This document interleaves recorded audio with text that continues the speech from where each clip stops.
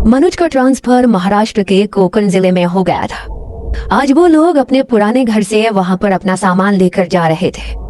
Truck में सामान load होते होते शाम के 4 बज गए थे। ट्रक ड्राइवर का चेहरा मनोज को कुछ उतरा उतरा लग रहा था, इसलिए वो ट्रक ड्राइवर के पास गया। अरे क्या हुआ भैया, तुम्हारा चेहरा क्यों इस तरह से उतरा हुआ है? अरे हम लोग शिफ्ट हो रहे हैं, थोड़ा खुश हो जाओ। अरे ऐसी बात नहीं है भैया, मैंने आपको कल शाम को बोला था कि अपना सामान ट्रक में लोड करवा दो, तो हम लोग सुबह जल्दी यहाँ से निकल जाएंगे। अब यहीं पर शाम के 4 बज गए और आपको पता है ना, यहाँ से कोकण जाने में ना करके भी 8-9 घंटे लग ही जाएंगे। और रात के समय कोकण जाने वाले रास्ते से जाना मतलब खुद ओखली में अपना सर देना है। क्यों भाई, रात को क्या वहाँ पर डाकू लुटेरे घूमते हैं? अरे डाकू लुटेरे नहीं साहब, छलावा घूमता है, छलावा। कितनी बार सुना है हमने कि रात को कभी कोई ट्रक वाला, कभी कोई गाड़ी वाला उस छलावे की चपेट में आ गया, और एक बार जो उसकी चपेट में आ जाता है उसे फिर वो अपने साथ ही लेकर जाता है। मैं तो बोलता हूँ आज रहने देते हैं, कल सुबह यहाँ से निकल जाएंगे। अरे नहीं, हम अपना एक और दिन खराब नहीं करने वाले। और क्या ये सब छलावा और भूत सब फालतू की बातें हैं। अनु जल्दी से बैठो, चलते हैं फिर। ट्रक ड्राइवर ने उनको चिताने की कोशिश की, मगर मनोज ने उसकी बात नहीं मानी और वो अनु के साथ ट्रक में बैठ गया। ट्रक में ड्राइवर के साथ उसका एक हेल्पर भी बैठा था। उन्हें वहां से निकले हुए लगभग 3 घंटे हो गए और बाहर अब हल्का हल्का अंधेरा भी होने लगा था, जिसे देखकर ड्राइवर के साथ साथ अब उसके हेल्पर के चेहरे पर भी घबराहट झलक रही थी। मालिक, अंधेरा सा होने लगा है, हम रास्ते में कहीं रुकेंगे ना? अब मतलब हम सीधा कोकण तो नहीं जाएंगे ना? क्यों, जब हम कोकण के लिए निकले हैं तो वहीं पर जाकर रुकेंगे ना?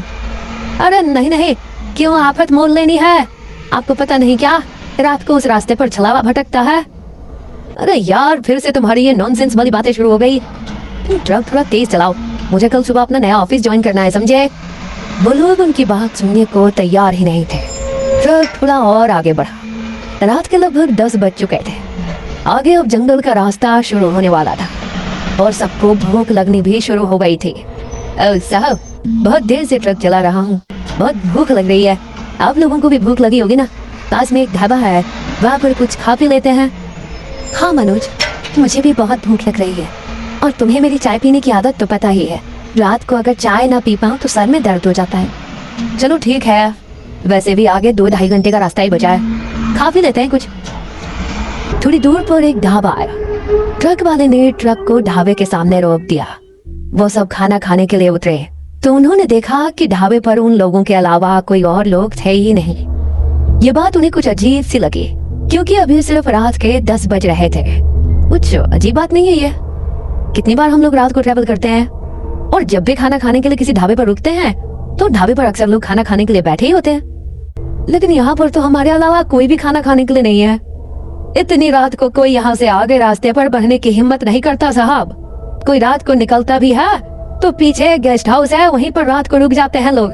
हमारा ढाबा भी 10 बजे बंद हो जाता है।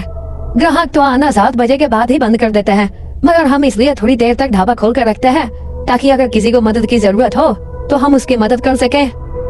मदद? कैसी मदद? मेरे कहने का मतलब है कि रात को चाहो तो यहाँ पीछे गेस्ट हाउस है, वहाँ रुक सकते हो।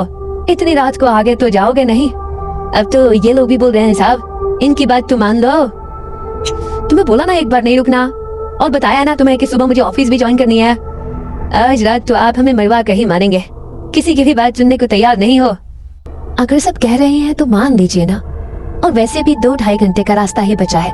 सुबह 5 बजे तो रोशनी हो ही जाती है, तो सुबह सुबह निकल पड़ेंगे और आपके ऑफिस के टाइम से पहले ही हम पहुंच जाएंगे।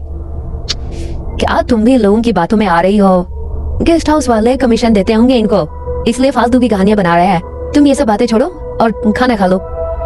सब खाना खा रहे थे, तभी अनु के कपड़ों पर दाग। हे भगवान, इस दाग को भी अभी ही गिरना था, पूरा कुर्ता खराब हो गया मेरा।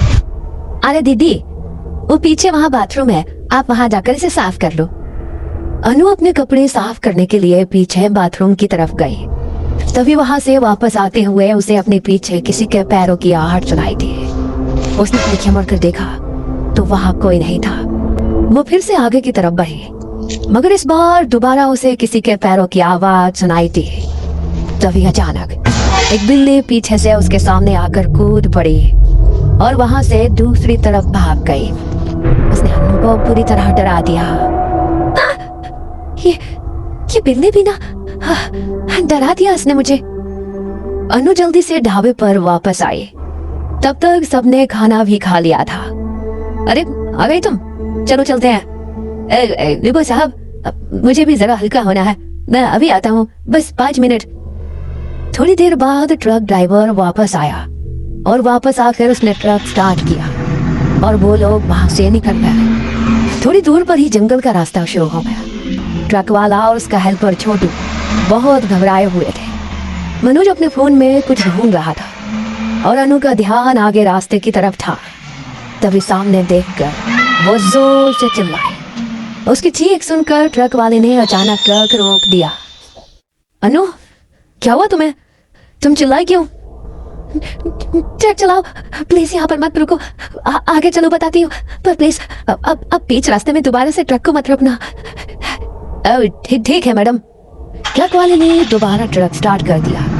डर के मारे अनु का पूरा चेहरा पसीने से भीग गया। किसी को भी समझ नहीं आ रहा था कि आखिर हुआ क्या है। अब तो बताओ अनु, क्या हुआ था? क्यों चिल्लाई थी तुम? वो मैं सामने रास्ते की तरफ देख रही थी। अचानक से खून से लथपथ एक आदमी मुझे सामने दिखाई दिया। मुझे लगा कि शायद उसका इस रास्ते पर एक्सीडेंट हो गया है। मैं उसकी मदद के लिए ट्रक रुकने के लिए बोलने ही वाली थी, लेकिन उससे पहले तो मेरी आंखों के सामने से गायब हो गया। क्या ये अब क्या बोल रही हो मैडम? अगर ऐसा है तो इसका मतलब है कि छलावा हमारे पीछे लग चुका है, और अगर एक बार वो पीछे लग जाए तो पीछा नहीं छूटता। मना किया था मैंने आप लोगों को रात को इस रास्ते से आगे बढ़ने के लिए, लेकिन मेरी बात नहीं सुनी आप लोगों ने। अब आपकी वजह से हमें भी भुगतना पड़ेगा। अरे चुप करो तुम लोगों ने ही डरा डरा कर अन्नू का दिमाग खराब कर दिया है। तुम लोगों की बातें सुनकर ही उसे ऐसे भ्रम हो रहा है। नहीं मनोज, ये मेरा कोई भ्रम नहीं था। मैंने सचमुच उस आदमी को देखा था। वो मेरी आंखों के